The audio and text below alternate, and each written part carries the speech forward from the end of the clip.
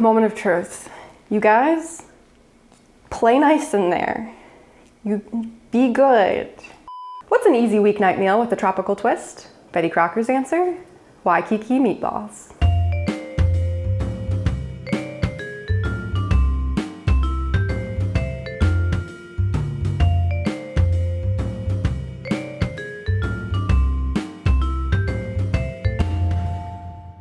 I'm Melinda and I'm cooking my way through Betty Crocker's 1971 recipe card library. Today we're making Waikiki meatballs and they are from section H, entertaining on a shoestring, card number 18. When I saw this card for Waikiki meatballs, I thought it would be a fun recipe to make over the summer while we're, feeling the tropical vibes. I'm not entirely convinced that this dish is Hawaiian in origin. We'll do a deep dive on that a bit later, but I am excited to make these tiny meatballs. I think they'll be really cute.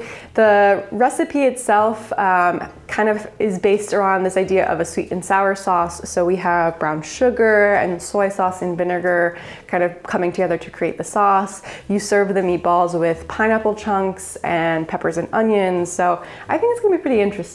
Let's give it a try. So the first thing I want to do to prepare the Waikiki meatballs is make the sauce. So what we are doing is starting by mixing 2 tablespoons of cornstarch with a half a cup of brown sugar. And we're just going to kind of break that up and get everything nice and combined. Make a mess, like I usually do. I kind of want to just make sure that the sugar is not too clumpy here. Then we are stirring in the pineapple syrup that was in the pineapple can. The recipe called for a can of pineapple tidbits. I could not find that. I could only find pineapple chunks. And then I couldn't find it in syrup. I could only find it in pineapple juice. So what I have here is the reserved pineapple juice. And I'm a little worried that it's that there's more of it than required for the recipe. So I'm gonna be careful and not just dump the whole thing in. I'm gonna kind of eyeball it and see how it's going to make sure that the sauce is thick and not, too thin. That's the whole point of the cornstarch, is that it's supposed to make it kind of nice and thick and saucy. But I'm also putting in some apple cider vinegar and some soy sauce. So we'll start there and then we'll add in the pineapple juice once that's kind of dissolved here. I also realized that pineapple juice probably isn't as sweet as pineapple syrup, so we might lose some of our sweetness there, but I think it'll still be good and still kind of give the flavor, the essence of pineapple, Okay, now that we have that ready, I'm going to make the meatballs. Okay, time for the meatballs. It's my favorite thing to do, is touching raw meat. Okay, so I have 1.5 pounds of ground beef here, and to that we are gonna add 2/3 of a cup of cracker crumbs, 1/3 cup of minced onion. I try to get the onion as small as possible so that, the meatballs themselves are pretty small. So you don't want like a big hunk of onion in your tiny little meatball. Then we're gonna put 1 egg in. Then we're gonna put, what is this? 1.5 teaspoons of salt and 1/4 teaspoon of ginger. The ginger is gonna be a nice touch. It's gonna add to that kind of tropical feeling. And finally, 1/4 cup of milk. Now it's time for me to get in there. I feel like you could do this with a spoon or something, but the only way you're really gonna get it as combined as it needs to be is if you use your hands. That's what I've learned. And so that's what we do here. Trying to just get everything really well combined.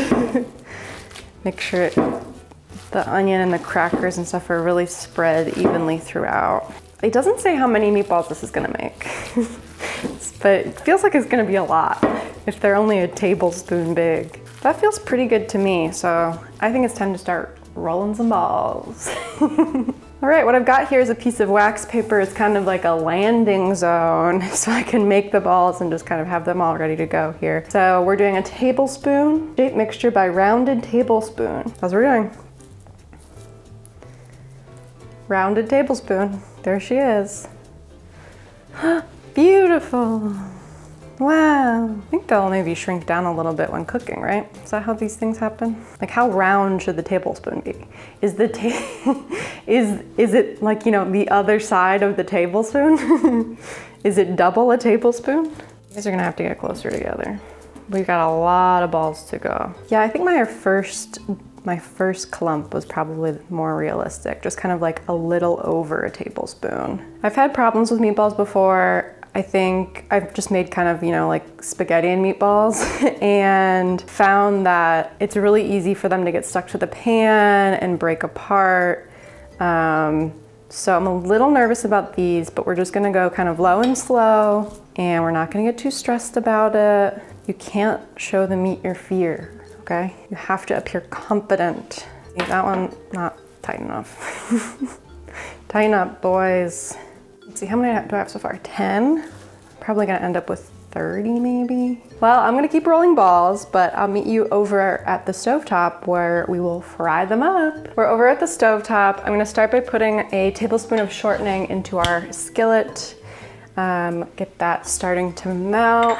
I personally wouldn't use shortening in this circumstance, but that's what Betty Crocker's calling for.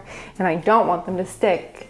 So I will gladly put an obscene amount of oil in the pan if that's what it takes.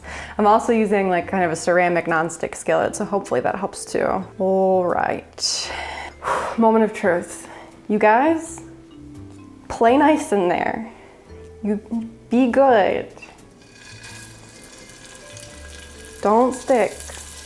I don't want to crowd the pan, so maybe we'll do half at a time. What did we end up with? It was 6 times 5 is 30, 33 balls. This is what we ended up with. Why is all the oil going to one side here? I think the balls are gonna release oil too, obviously. There's some fat content, but so far so good. So far no sticking. I am seeing a little bit of brown happening. We just have to be patient. We have to be patient. How do you know when it's time to flip? Ooh, he's brown on the bottom. I think that's it. I think that's my clue. We're flipping, we're flipping. Haha! Okay, we're gonna keep browning these and we'll check back in. Let's dig into the origins of this recipe a bit. Because obviously Waikiki meatballs are named after the Hawaiian island, but it's not really a Hawaiian specialty. It's seemingly Betty Crocker's invention. But she was just jumping onto the tiki-craze bandwagon with a pineapple flavored meal. See, the 1960s had this intense fascination with tropical culture. Think rattan furniture, floral lays, flaming torches in the backyard. It was all over American media too, from the musical South Pacific to TV shows like Gilligan's Island.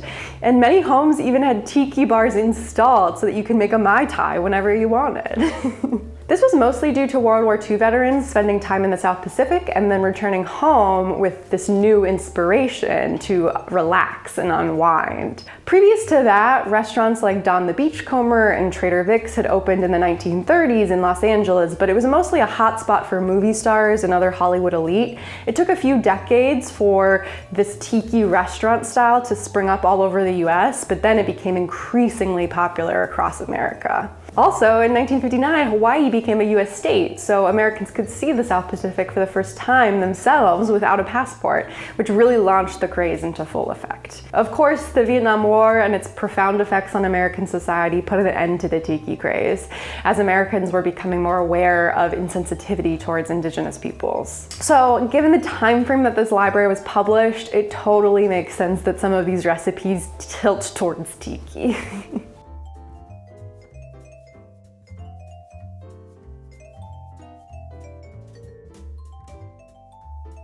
All right, our meatballs are all brown and done. And so now it's time to create the sauce, bring it all together. So I've wiped out the pan, which was very oily, and we're gonna bring in our mixture of things.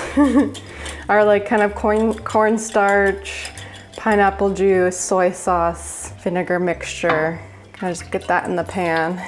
Cook over medium heat, stirring occasionally until mixture thickens and boils. I actually learned from someone in the comments of one of my videos that you have to heat cornstarch for it to get thick. I didn't know that. So that's what we're doing right now. Gotta get this sauce nice and thick. It smells good. All right, so it's starting to bubble, specifically in one corner of the pan, and get thick. But see how it's clumping? It's doing kind of like what a scrambled egg would do. So that makes me a bit concerned. But it's definitely getting there. Okay, it's happening. It's happening, it's getting thick. Whoa, okay, this was kind of magical. Wow, okay, I don't want to get too thick. Turn down, turn down. Ba-ba-ba. Add meatballs, pineapple tidbits, and green pepper. So, okay, I have my pineapple tidbits going in, my green pepper. I don't love that this stuff is not gonna get cooked down. It's gonna be raw green pepper in there. Let's kind of get that tossed around. And then the meatballs. Okay, little guys, there you go, back where you came from. Don't fall apart. Now the question is, how do we get the sauce on them? Just kind of flippity floppity.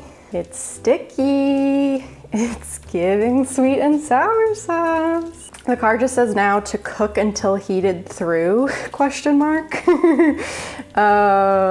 Which I'm assuming means the pineapple and the bell pepper is heated because the meatballs are already cooked. Wow, okay, that happened so fast. And I was worried for a second that there wasn't gonna be enough sauce, but I mean, the meatballs feel nice and coated. Everything looks good. All right, let's give these a taste.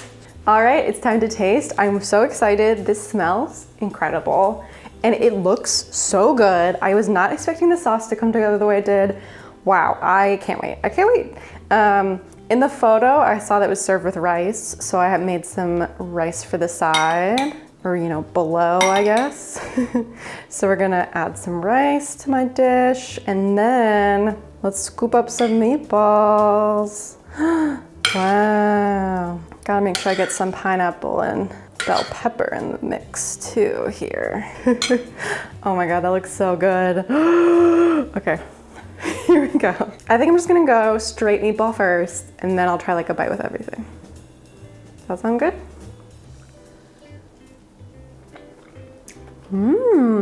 The sauce is so good. It is a perfect balance of sweet and sour. The meatball itself is pretty flavorful, a good texture. I'm into it. Okay, let's get some rice, let's get some pineapple. Yeah, the pineapple works really well with the meat. I think that's a great pairing. The bell pepper, I wish it was cooked a little bit. It's just a little strange to have raw, essentially raw bell pepper in the mix, but it does add like a nice freshness, a nice crunch. Okay, yeah, this is very good. Very tasty. Yum. Waikiki meatballs, these were so fun. Wow, they tasted so good. I'm really impressed. It has a hint of a tropical vibe with the pineapple, but it's not really that overwhelming. It really just gives a nice sweet and sour balance. It pairs really well with the meat to have that sweet pineapple. I thought the sauce was just really incredible, like a ton of flavor. And you know, this library has, you know, a lot of recipes that are on the more bland side. So to see something that packs that much flavor with relatively few ingredients, I was really shocked. It tasted amazing. And the meatballs came together without breaking down. So I'm very pleased with myself. It looks really good too. Like I'm impressed. This is a great recipe. So I'm gonna give it 5 out of 5 red spoons. Okay, back in the box. Thank you so much for watching. If you enjoyed this episode, make sure to check out another twist on meatballs I've tried and watch Oven Porcupines next. Please sure to give this video a thumbs up, subscribe to my channel if you haven't already, and until next time, happy homemaking.